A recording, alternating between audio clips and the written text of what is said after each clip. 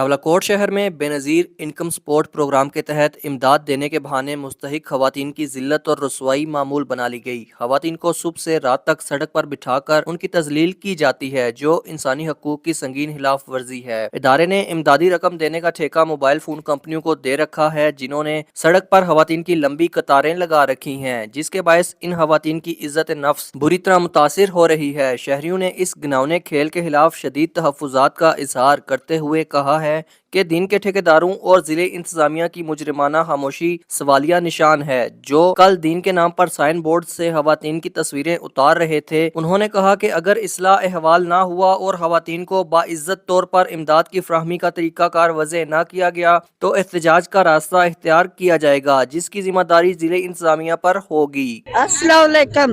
ہم لوگ جو غریب لوگ ہیں ادھر آ کے پیسوں کے لیے کھڑے ہوتے ہیں، عوام کو یہ اتنی تکلیف تو نہ دے۔ بچے لوگ چھوٹے چھوٹے چھوڑ کے سڑکوں پہ روڈوں پہ آ کے کھڑے ہوتے ہیں۔